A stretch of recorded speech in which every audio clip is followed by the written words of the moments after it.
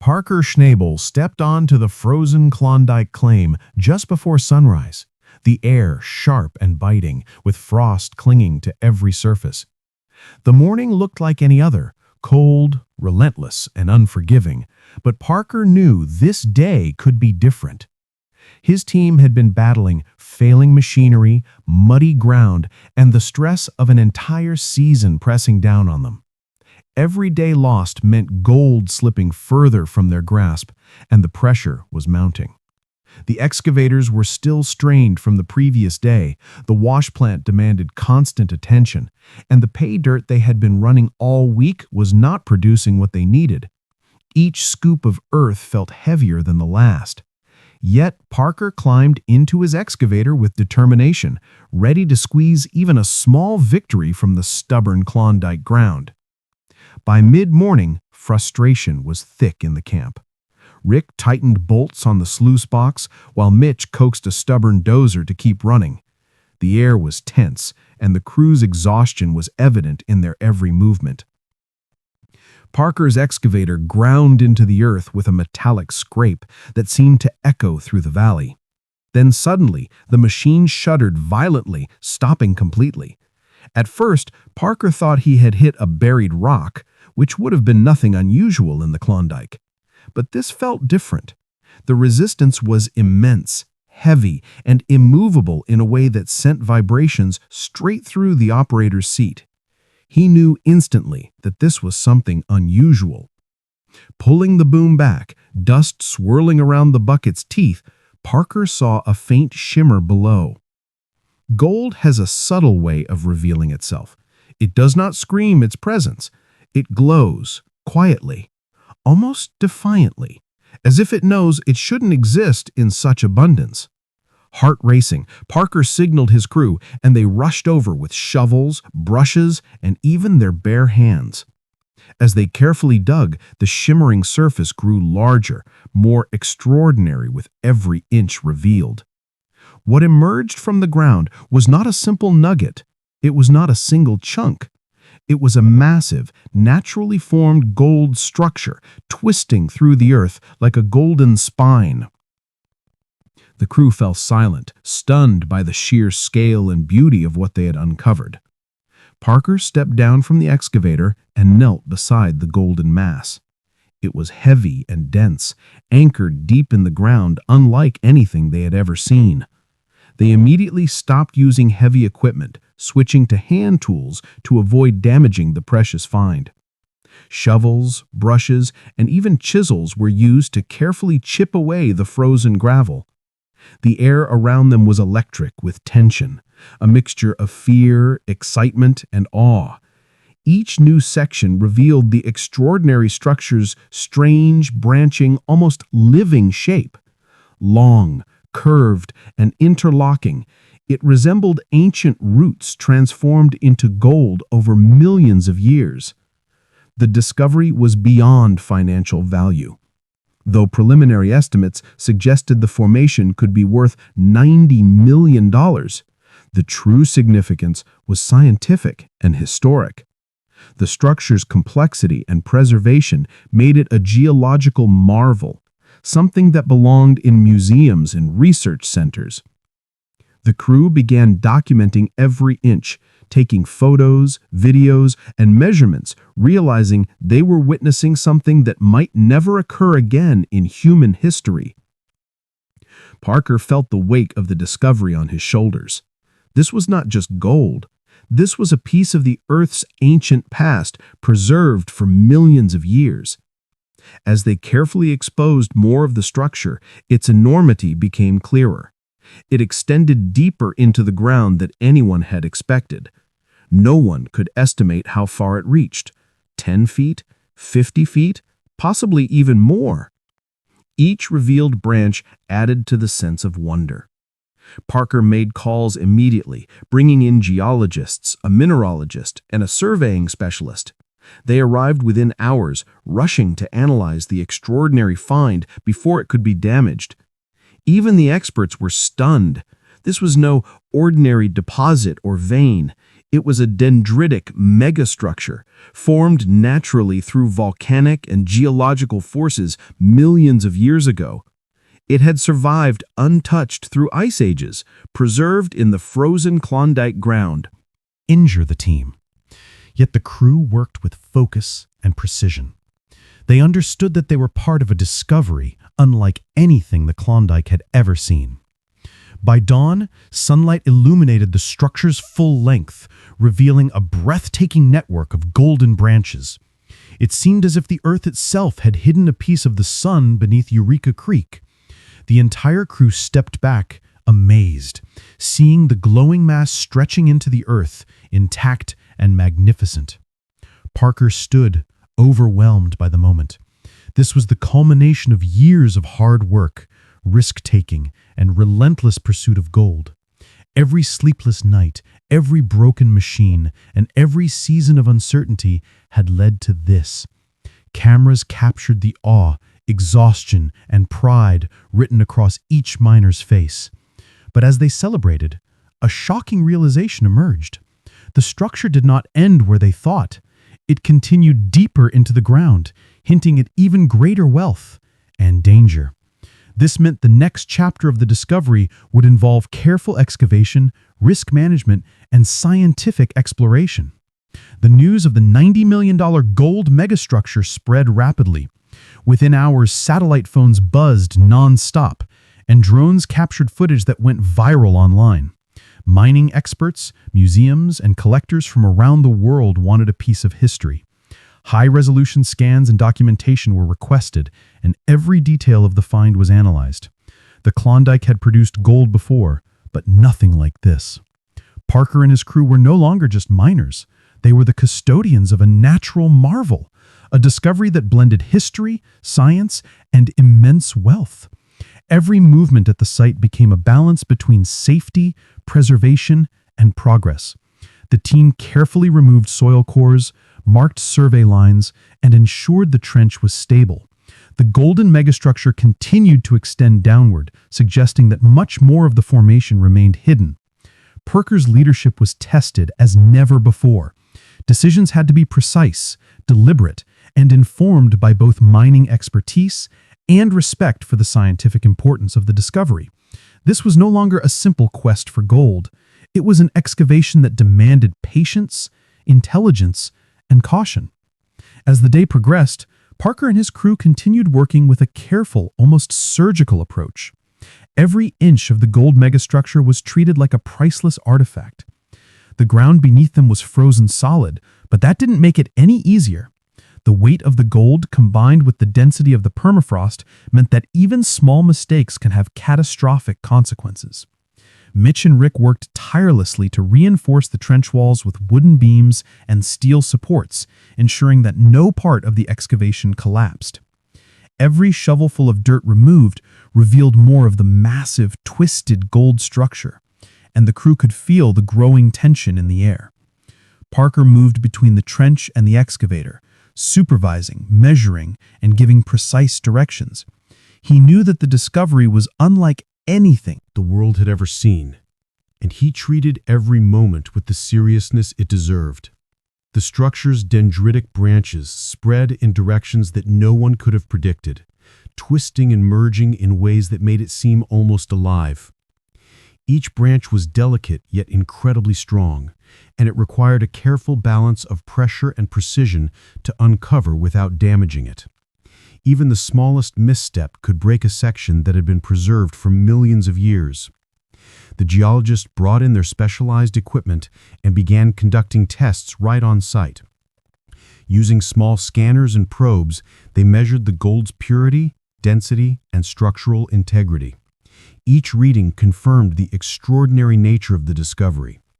The formation was almost flawless, a natural creation that could never be replicated by human hands.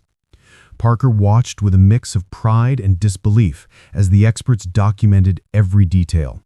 He knew that this wasn't just a win for his crew, it was a moment that would change the way people looked at gold mining in the Klondike forever. Meanwhile, the crew's physical exhaustion was beginning to set in.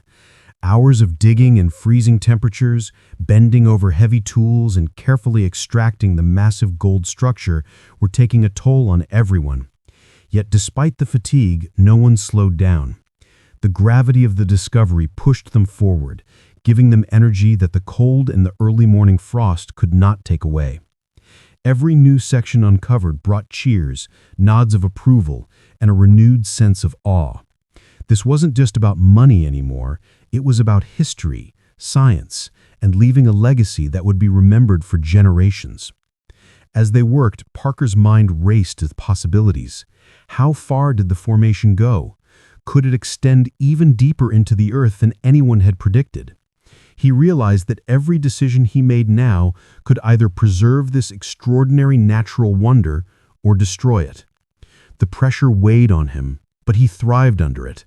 This was the challenge he had always dreamed of, a chance to be part of something no one else would ever experience. Each movement of the crew was orchestrated under his careful supervision, and he kept an eye on every detail, from the stability of the trench walls to the alignment of the tools against the gold. By late afternoon, the trench had revealed more than half of the structure's visible surface. The golden mass stretched longer and wider than anyone had imagined. Its branches interlocked in complex patterns, curving and twisting like the roots of an ancient tree frozen in time. The sunlight reflecting off the gold made it glow with an almost magical brilliance, drawing every eye in the camp. Parker could see the excitement on the faces of his crew, the geologists and the specialists. Everyone understood the enormity of the find, and everyone felt the responsibility that came with it. As night fell, the team switched to careful documentation and planning for the next day. They photographed every section, measured every curve, and recorded every detail of the gold's position. Parker gathered the crew around, explaining the importance of moving carefully. This wasn't just another gold discovery, it was a scientific and historical treasure. One wrong move could destroy millions of dollars worth of gold and a piece of Earth's ancient history. Every instruction he gave was measured and deliberate, ensuring the safety of both the crew and the structure. Even after a full day of grueling work, Parker stayed focused. He climbed into the excavator one last time, carefully adjusting the angle and depth of the bucket to avoid disturbing the delicate branches of gold. Each scoop was calculated, precise, and slow. Rick and Mitch followed his directions to the letter, reinforcing every part of the trench and removing loose gravel with extreme caution. Every move required patience, skill, and respect for the magnitude of the discovery. The geologists, meanwhile, continued to test and analyze the structure. They confirmed that the gold's purity was among the highest ever recorded. Its intricate branching pattern suggested it had formed millions of years ago during volcanic and geological upheaval. It had survived glaciers, ice ages, and centuries of erosion, preserved perfectly under the frozen Klondike ground. Parker realized that what they had uncovered was not just a gold formation, it was a piece of natural history, a testament to the power and patience of the Earth itself. By the second day, the crew had worked out a careful extraction plan. Heavy machinery was removed from the immediate area, and all work was done by hand. Shovels, brushes, pry bars, and chisels were the tools of choice. Every movement revealed more of the incredible formation, and every inch uncovered added to the sense of wonder. Parker moved through the trench like a conductor, orchestrating every action with precision and care. He understood that this was a once-in-a-lifetime discovery and treated it with the reverence it deserved. Even as they worked, news of the megastructure began to spread. Satellite phones buzzed non-stop, and drone footage captured every angle of the discovery. Within hours, the story had reached mining experts, museums, and collectors worldwide.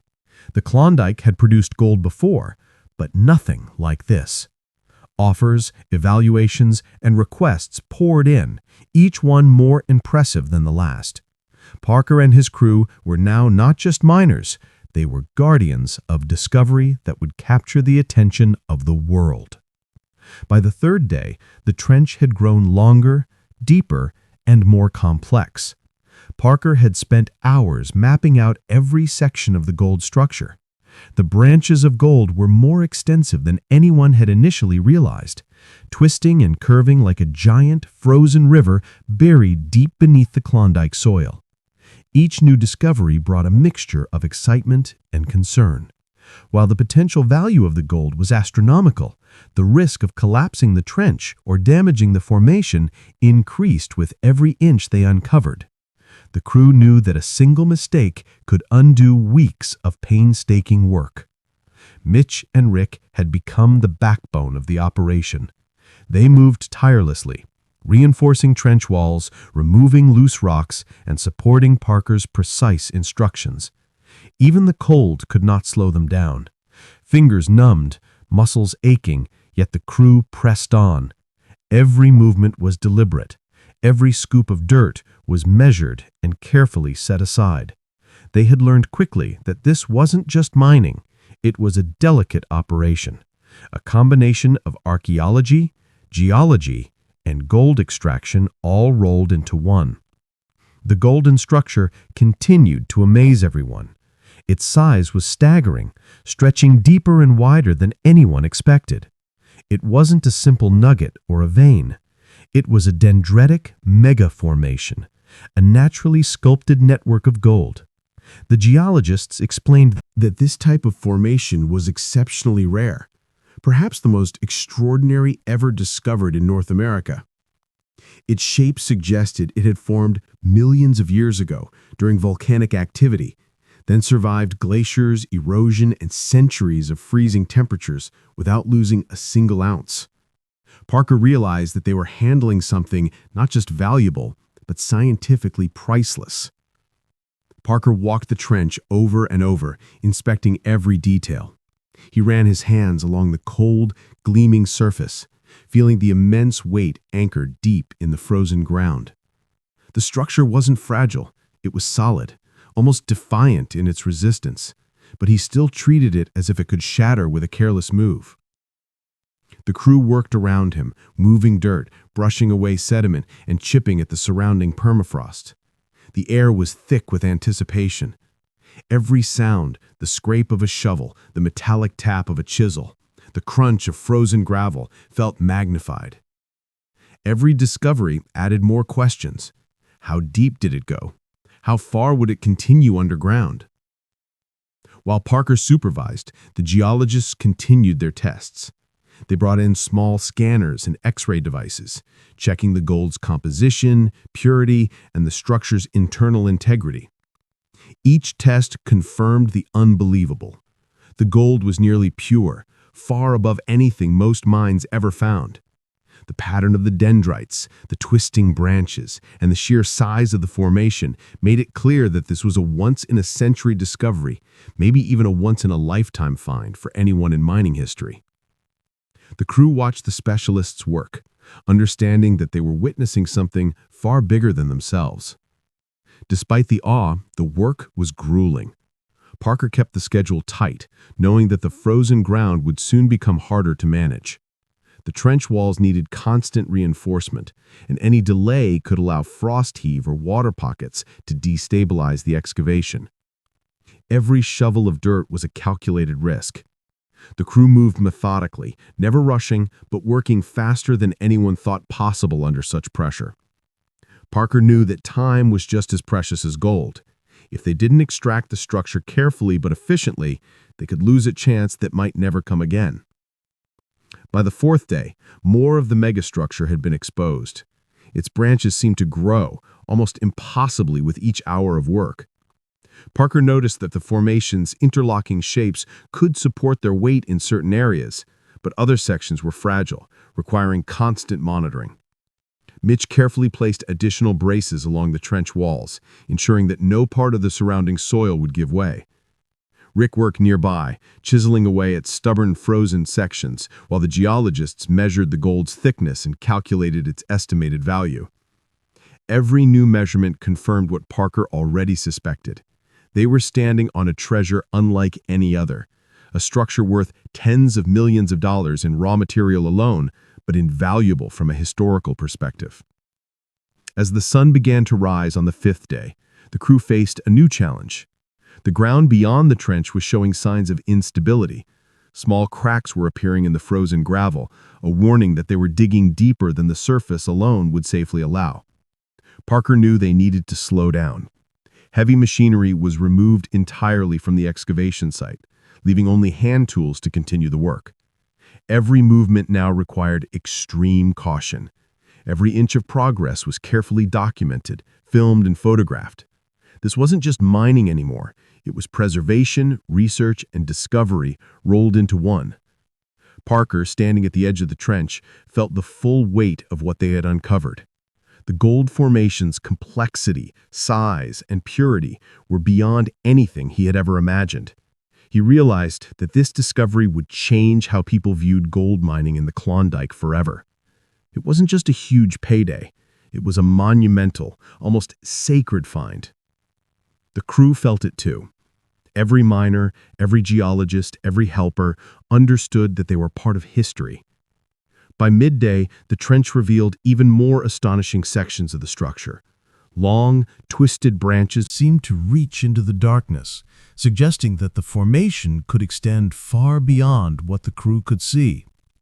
Parker decided to bring in a few more specialists to evaluate the far edges and determine the safest way to continue the excavation. Within hours, additional geologists, surveyors, and mining engineers arrived. Their arrival brought a new energy to the camp. Plans were drawn up, measurements double-checked, and safety protocols updated. Even as the technical team worked, Parker and his crew continued their careful, hands-on approach. They chipped away stubborn permafrost, brushed away dirt, and carefully pried sections of gold free where it was safe to do so. Every inch uncovered brought new awe. The formation's size, shape, and natural artistry amazed everyone. No geology textbook could explain it fully. No mining report had ever described anything like it. The gold's natural brilliance shone through even in the cold, dim light, and for a moment, the harsh realities of the Klondike, the frost, the fatigue, and the failing machinery felt like distant memories. By the end of the fifth day, Parker and the crew had documented over half of the structure. Its depth and length exceeded all expectations. Estimates began rolling in. If the exposed section was only part of the total formation, the $90 million valuation could rise dramatically. More importantly, they had preserved it carefully, ensuring that future generations could study and admire the structure. Parker felt a deep sense of pride, not just for the gold, but for the careful, meticulous way the team had handled such a rare discovery. As the sixth day began, the cold air seemed sharper, almost biting through the layers of clothing the crew wore. Every miner moved deliberately, aware that they were handling something rare, priceless, and fragile. Parker reviewed the maps of the trench one last time before the crew started the morning shift. Lines, measurements, and photographs had become their daily language. Each new detail about the megastructure had to be recorded meticulously, not just for mining purposes, but for historical and scientific preservation. This wasn't just about dollars anymore. It was about legacy. The trench extended farther than anyone initially anticipated. The dendritic gold formation twisted like a frozen river, and its branches interlocked with precision, creating natural arches and ridges of solid gold. Parker instructed the crew to proceed carefully, moving inch by inch. Even small mistakes could collapse parts of the structure or trigger a dangerous landslide in the surrounding frozen soil. Every shovel, chisel, and brush was used with the precision of a surgeon. The tension was high, but the excitement of the find fueled their determination. By mid-morning, a new complication arose. Meltwater from the thawing permafrost began seeping into the trench. The crew immediately noticed small puddles forming along the walls, threatening to destabilize the area. Parker acted quickly, calling for temporary drainage channels and reinforcing the trench sides. Mitch and Rick worked tirelessly to divert the water, while Parker coordinated the extraction of smaller, accessible sections of gold. The combination of cold, water, and gravity made the operation more dangerous than ever, but the crew refused to stop. They were aware that every second mattered. This structure could not wait, and neither could the season. By the afternoon, more of the formation was exposed, revealing patterns of gold that seemed almost alive. The dendritic structure didn't just lie flat, it branched upward in unexpected directions, like the roots of a massive golden tree buried beneath the earth. The geologists documented every branch using handheld scanners, X-rays, and 3D mapping technology. Parker watched as the experts' astonishment grew. Every new detail confirmed that this wasn't just a once-in-a-century find. It was something that might never be replicated again in the history of mining. Even as the excitement built, exhaustion began to weigh heavily on the crew. Hands were blistered, bodies stiffened, and muscles ached from days of grueling labor. Parker encouraged them constantly, moving from one area to another, giving instructions, and sometimes taking over tasks himself. His determination never wavered.